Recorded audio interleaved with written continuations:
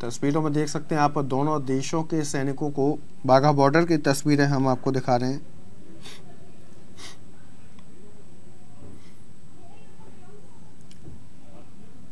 मेरे साथ जो अच्छा सलूक हुआ, इसके बरक्स भारत में मीडिया ने जो प्रोपेगेंडा की।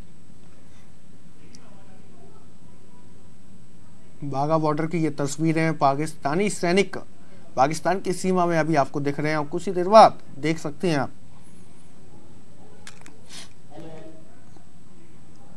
अभिनंदन वर्तमान की वापसी हो गई है। पहली झलक आपको दिखा रहे हैं।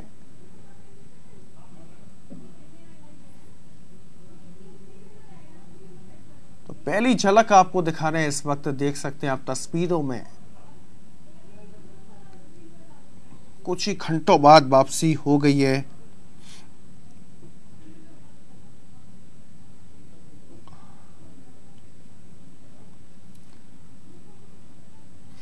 सीधी तस्वीरें, पहली झलक आपको दिखा रहे हैं हम बाघा बॉर्डर से।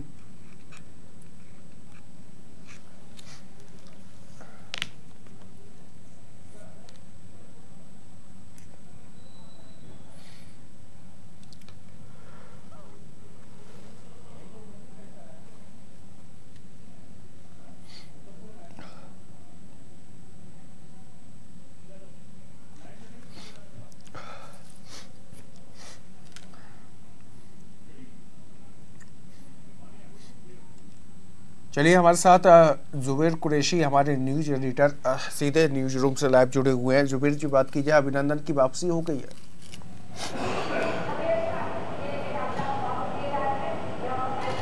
हाँ बिल्कुल सचिन, जिस तरह से जिस पूरे करोड़ों देशवासियों को, भारतवासियों को, हिंदुस्तानियों को जिस अभिनंदन का इंतज़ार था कल से, वो अभिनंदन भारत की सरजमी पर कदम रख चुका है। उसने सबसे पहले भारत की सरजमी पर कदम रखते ही भारत की सरजमी को चूमा और भारत की दहलीज उलांघने के साथ ही हिंदुस्तान में कदम रख लिया। जिस अभी क्या विंग कमांडर अभिनंदन का इंतज़ार कर रहे थे करोड़ों देशवासी, उनके खुशी पर जैसे ही उन्होंने टीवी स्क्रीन पर अभिनंदन की पहली तस्वीर देखी, सारे लोगों में जोश और खरोश जो था वो एक चेहरे पे एक सुकून और एक शांति का खिल चुकी है। चूँकि अभिनंदन एक वीर सैनिक है जो एक पाकिस्तानी विमान का पीछा करते हुए पाकिस्तान की बॉर्डर पर दाखिल हुए थे और वहाँ एक हादसे में पाकिस्तान की बॉर्डर के अंदर पहुँच गए थे। वही अभिनंदन जिन पे पूरे देश को आज गर्व है, पूरे हिंदुस्तान को गर्व है, भारतीय सेना को उन पर गर्व है। वो अभिनंदन काफ़ी करीब 36 घंटे पड़ोसी मुल्क यानी कि जो दुश्मन मुल्क है उसमें गुजारने के बाद सलामती के साथ, सकुशल के साथ भारत की सरजमी पर पहुंच चुके हैं, भारत की दहलीज चुके हैं। तो ये एक जो पूरा देश, पूरे हिंदुस्तान के लोग, जो हिंदुस्तानी लोग, हिंदुस्तान के एक एक बाशिंदा, हिंदुस्तान का एक एक, चाहे जो नौजवान हो, चाहे युवा हो, चाहे बुजुर्ग हो, सब अभिनंदन के वापसी के बेसब्री से इंतज़ार कर रहे थे। उस अभिनंदन ने आज अभी रात के 9:30 पर भारत की सरजमी यानी कि अपने मुल्क की, अपने वतन की सरजमी पर कदम रख दिया है। और एक तरह से वो जो उनके चेहरे पर एक संतुष्टि का भाव था, एक सुकून था, उसी के साथ हिंदुस्तानियों के करोड़ों हिंदुस्तानियों को ने भी एक राहत की सांस ली कि उसका जो वीर सपूत था, उसका जो जाबाज था, जिसने अपनी जान की बाजी लगाकर दुश्मन देश के जो आतंकवादियों को शरण देता है, जो आतंकवादी गतिविधियों को बढ़ावा देता है, उस देश से एक सलामती के साथ अपने हिंदुस्तान में, अपने मादरे वतन में, अपने मुल्क में कदम रख दिया है। सचिन जी, अगर बात की जाए तो सबसे पहले कयास लगा रहे थे कि 12 बजे वापसी होगी, उसके बाद 4, उसके बाद 5, उसके बाद 8, उसके बाद अब जाके कहीं ना कहीं वापस आ पाए। तो इतनी विलंब की वजह क्या कुछ? बिल्कुल, जो भी विलम्ब की वजह, हम विलम्ब की वजह पे बात नहीं करेंगे, लेकिन जो देर आए दुरुस्त आए वाली कहावत चरित होती है। हम जिस सपूत की, जिस जाबाज सपूत की हम पलक फावड़े बिछाकर सुबह से इंतज़ार कर रहे थे, वो इंतज़ार की घड़ियां पूरी तरह से ख़त्म हो चुकी हैं और वो वीर सपूत ने, वो जाबाज ने भारत की शान ने, भारत की आन बान शान ने उस भारत हिंदुस्तान की सरजमी पर जो कदम रखा है, वो एक सबसे राहत भरी खबर है कि हम जिस तरह से सुबह से उनका लगातार टल रहा था कि अब आ रहे हैं, तब आ रहे हैं, अब तब आ रहे हैं, जैसे जैसे वक्त गुजर रहा था भारत की माथे पर चिंता की लकीर तिर रही थी। जो देशवासी है, करोड़ों हिंदुस्तानी, उनके माथे पर परेशानी झलकने लगी थी कि कहीं, क्योंकि पाकिस्तान का जो रवैया है, पाकिस्तान का जो दोगलापन है, वो कई बार बात करने के बाद पलट जाता है। उसका दोहरा चरित्र है, उस चरित्र से भी अब जैसे जैसे देर होती जा रही थी, लेट होते जा रहे थे, लोगों की और ख़ास तौर से हिंदुस्तानियों के चेहरे पर, उनके दिलों में डर बैठता जा रहा था कि कहीं पाकिस्तान फिर से एक बार फिर दोस्ती का हाथ बढ़ाकर अपने कदम पीछे नहीं हटा ले। जिस तरह से एक तरफ पाकिस्तान हमारे वीर सपूत को सौंपने की बात कर रहा था और दूसरी तरफ LOC लाइन ऑफ कंट्रोल पर सीज फायर कर रहा था, सीज फायर का उल्लंघन कर रहा था, गोली चला रहा था, बारूद फेंक रहा था, गोले चला रहा था, उससे कहीं ना कहीं एक संशय, कश्मकश की हालत बनी हुई थी कि कहीं पाकिस्तान जिस तरह से उसकी फितरत है धोखा देने की, एक बार फिर हिंदुस्तान को और हिंदुस्तानियों को धोखा नहीं देता। लेकिन इस बार उसके धोखा देने की ताकत नहीं थी, उसमें हिम्मत नहीं थी कि इस बार अगर उसने धोखा दिया होता तो जिस तरह से हमारे 12 वायुसेना के विमान, लड़ाकू विमानों ने उसकी सरजमी पर घुसकर उसके जो आतंकी ठिकाने उसको नेस्तो नाबूद किया था, तो जाहिर सी बात है कि उसमें खौफ था कि अगर इस बार हिंदुस्तान को धोखा दिया या हिंदुस्तानी सैनिक को का बाल भी बाका किया तो हिंदुस्तान पाकिस्तान को किसी भी सूरत में बख्शने वाला नहीं है। ये बिल्कुल बात की जाए, एक तरफ तो शांति की बात पाकिस्तान करता है, लेकिन उसी की ज़मीन पर आतंकवाद पलता पोषता है। और अभी जब अभिनंदन की वापसी की खबरें आ रही थी तो उसके बाद ये खबर ये भी आती है कि सीमा पर सीज फायर का उल्लंघन होता है, कुछ सैनिक शहीद हो जाते हैं। देखिए सचिन, कुछ भी है, आज जो पाकिस्तान का हम कुछ भी बोले, लेकिन आज उसने एक बड़े दिल का सबूत दिया और एक दोस्ती का हाथ बढ़ाया हमारे वीर सैनिक को, जो जाबाज है, हमारे विंग कमांडर अभिनंदन को, उनको सलामती के साथ सकुशल भारत को सौंपा है। तो उससे कहीं ना कहीं जो पाकिस्तान के ख़िलाफ़ लोगों में गुस्सा था, हमारे वीर सैनिक को जो वापस सौंपा गया, पाकिस्तान ने एक पहल की है दोस्ती की, उसके बाद अब कहीं ना कहीं पाकिस्तान के लिए थोड़ी बहुत हमदर्दी होना लाजमी और कहीं ना कहीं उस पर एक बार थोड़ा सा ज़्यादा नहीं लेकिन हल्का सा भरोसा तो किया जा सकता है कि कहीं जिस तरह से हमारे वायुसेना के जाबाज लड़ाकू विमानों ने, पायलटों ने उसकी सरहद के अंदर, उसकी सीमा के अंदर घुसकर उसके जो आतंकी ठिकाने थे, जो उसके जो आतंकवाद को सपोर्ट कर रहा था, आतंकवाद को बढ़ावा दे रहा था, टेररिज्म को बढ़ावा दे रहा था, उसके जो है उसके ठिकाने, उसके ट्रेनिंग कैंप, उनको नेस्तो नाबूद किया है। उसके बाद पाकिस्तान को ये बात अब अच्छे से समझ में आ गई होगी कि अब वो भारत नहीं है जिसको आतंकी घटनाओं से डरा दिया जाएगा और वो खामोश बैठा रहेगा। अब भारत खामोश नहीं बैठने वाला। अगर उसने ईंट का जवाब पत्थर से देने की ताकत आ गई और हौसला भी आ गया है, तो जाहिर सी बात है कि पाकिस्तान अब आगे शायद समझ जाए कि अब उसको अपने आतंकवाद को जो गतिविधियों में लिप्त है, ये आतंकवाद को बढ़ावा दे रहा है, उस पर कंट्रोल करो। हालांकि भारत ही नहीं, पाकिस्तान भी ये आतंकवादी घटनाओं से दो चार है, उसमें वहाँ पर भी आतंकवादी पल रहे हैं। तो कहा जाता है कि अगर जो दूसरों के लिए गड्ढे खोदता है तो पहले खुद गड्ढे में गिरता है। तो वही जो आतंकवाद को पाकिस्तान बढ़ावा दे रहा था, अब वो भी उसी आतंकवाद से पीड़ित होता हुआ नजर आ रहा है। ये बिल्कुल एक तरह से कहा जाए तो जो दूसरों के लिए गड्ढे खोदता है वो पहले खुद उस गड्ढे में गिरता है। पाकिस्तान ये भली बात ही जानता है, लेकिन उसके बाद आतंकी हमला, सीमा पार पर गोलीबारी। हालांकि यह है कि अभिनंदन को उन्होंने छोड़ा, जिनेवा संधि की बात बीच में आ रही है, इसके बाद देरी की, लेट लतीफ़ी हुए, लेकिन शांति की पहल की भी उन्होंने बात की है। और वहीं दूसरी तरफ ये हमला भी हो गया आज और अभिनंदन को भी छोड़ा है। अच्छा, तो बिल्कुल पाकिस्तान के वज़ीर आज़म इमरान खान लगातार ये बात कहते आए थे कि जिस दिन से पुलवामा हमला हुआ था कि हम इस मामले की पूरी जांच कराने के लिए तैयार है, हमें भारत सबूत दे। भारत ने सबूत पहले भी कई बार दिए, लेकिन पाकिस्तान ने उन सबूतों पर कोई ध्यान नहीं दिया और लगातार आतंकी घटनाओं, आतंकवादियों को बढ़ावा देते रहे, आतंकी घटनाओं में को करवाते रहे। लेकिन इस बार पाकिस्तान ने जो पुलवामा हमले के बाद उसके जो वायुसेना के 12 विमानों ने पाकिस्तान की सीमा के अंदर पाकिस्तान की सरजमी में घुसकर उनको मुंह तोड़ जवाब दिया। उसके बाद पाकिस्तान को ये बात अच्छे से समझ में आ गई है कि अब भारत को ज़्यादा दिनों तक पुचकारा नहीं जा सकता, भारत को ज़्यादा दिन तक बातों में नहीं उलझाया जा सकता। अगर अब भारत को बातों में उलझाने की कोशिश की गई, हिंदुस्तान को किसी तरह की भी लॉलीपॉप देने की कोशिश की गई या किसी तरह की शांति की बात की गई, तो भारत पहले अपना बदला लेगा, उसके बाद आगे की कार्रवाई करेगा, आगे की रणनीति की पर बात करेगा। भारत ने किया भी वही पहले पुलवामा हमले में जो हमारे 40 जवान शहीद हुए थे, उन शहीदों का बदला लिया गया, उस शहादत का बदला लिया गया। उसके बाद जब पाकिस्तान के बाद ये समझ में आ गई बात, हम चाहे जिनेवा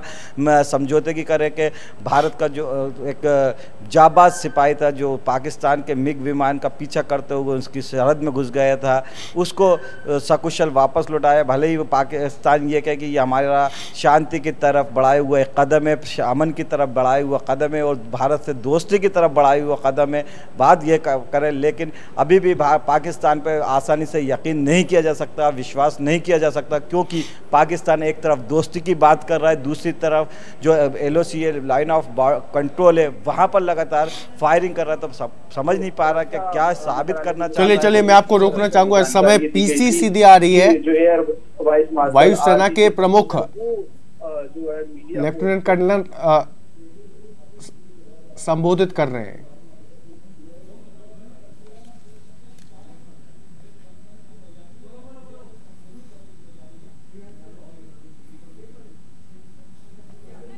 देखिए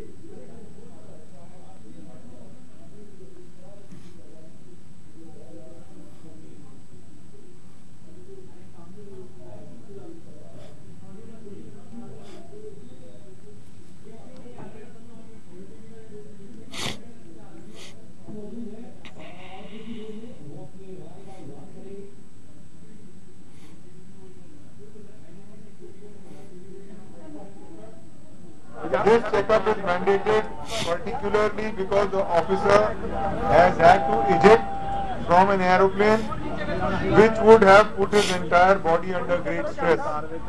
IAF is happy to have Abhinandan back. Thank you. What was the delay about?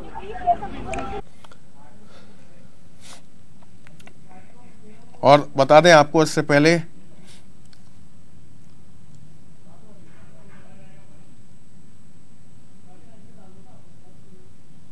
तस्वीरें आपको बाघा बॉर्डर से दिखा रहे हैं सीधी। अभिनंदन वर्धमान, भारत के वीर जाबाज सैनिक की वापसी हो गई है और सारे देशवासियों में लहर है खुशी की।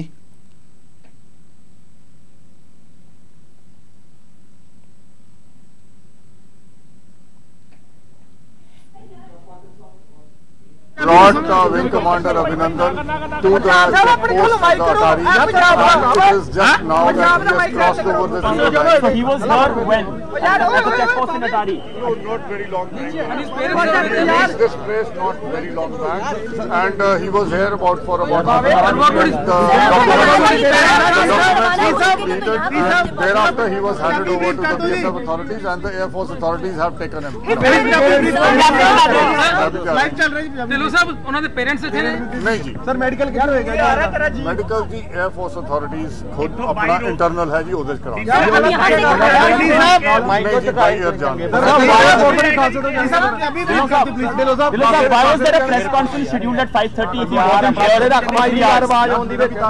क्योंकि जी उम्मीद सी कि उस टाइम तक आ जाएंगे, but somehow he got delayed on the way. We have not asked the Pakistan authorities as to why, what was the delay.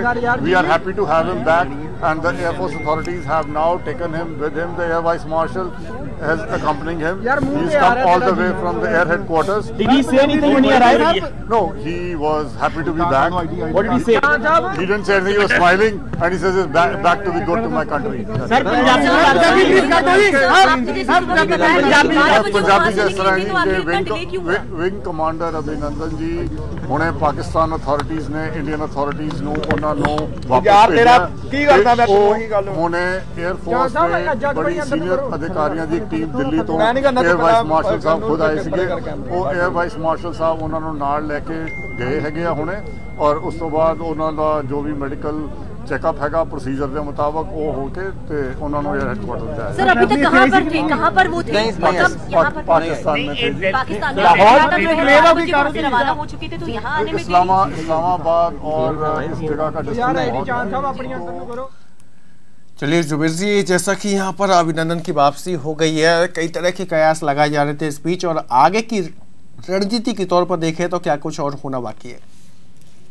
लगाया जा रहा था। अब कयास का कोई मतलब नहीं है। जो सबसे अहम बात थी कि हमारे जो जाबाज सैनिक हैं, विंग कमांडर अभिनंदन, उनको पाकिस्तान ने सकुशल वापस लौटा दिया और वो भारत की सरजमी पर, अपने मादरे वतन, अपने हिंदुस्तान की सरजमी पर कदम रख चुके हैं। और उनको एयर, जो उनकी सेना है, एयर फोर्स है, उसने उनके जो सीनियर अधिकारी उन्होंने उनके अपने साथ ले लिए और अपने कब्जे में ले लिया, और उनको लेकर अब वो दिल्ली के लिए रवाना हो गए। अब चूँकि दूसरे देश से आए, जो अभी हमारा दुश्मन देश की श्रेणी में आता है, जो हमारा खिलाफत कर रहा है, हमारे खिलाफ आग उगल रहा है और हमारे देश में आतंकवादी गतिविधियों को बढ़ावा, उस देश से लौटे हैं। तो जाहिर सी बात है कि पूरी उनकी यहाँ पर भी, हिंदुस्तान में आने के बाद भी वायुसेना उनकी पूरी जांच पड़ताल करेगी, उनकी चेकिंग करेगी, उनका मेडिकल कराएगी। कहीं किसी तरह पाकिस्तान ने उनकी बॉडी में या उनके शरीर में किसी तरह की कोई चिप या प्राण तो नहीं कर देगी। ये सब जाँच का विषय है। भारत सबसे, जो हिंदुस्तानियों के लिए, करोड़ों हिंदुस्तानियों के लिए जो सबसे राहत वाली खबर है, जो सुकून देने वाली खबर है कि हमारा जो जाबाज सैनिक था, जो भारत के नाम पर अपनी पूरी जान जोखिम में डालकर, जान की बाजी लगाकर पाकिस्तान, पड़ोसी मुल्क के दुश्मन देश की सीमा के अंदर घुस गया, और जिसने अपनी जान की परवाह नहीं की, वो सलामती के साथ, सकुशल, पूरी हिफाजत के साथ अपने हिंदुस्तान, अपने वतन में कदम रख चुका है। और अपनी जो उसकी फौज है, एयरफोर्स, उसमें उसके अधिकारियों के साथ उसमें वापस उनके साथ जा चुका है। यही आज की सबसे बड़ी खबर है, जो सुबह से हम पूरे टीवी चैनल, पूरे देश, पूरी देश के करोड़ों लोग इस बात का इंतजार कर रहे थे कि आखिर वो घड़ी कब आएगी जब उनका वीर से सपूत, उनका जाबाज कैप्टन उनके आंखों के सामने आएगा, सकुशल आएगा, सलामती के साथ आएगा। तो आखिर वो घड़ी आ गई, और घड़ी आने के साथ साथ ही वो वीर जाबाज कमांडर, जो सपूत है, वो अपने देश में कदम रख चुका है। चलिए बहुत बहुत शुक्रिया इस पूरी तमाम जानकारी को साझा करने के लिए।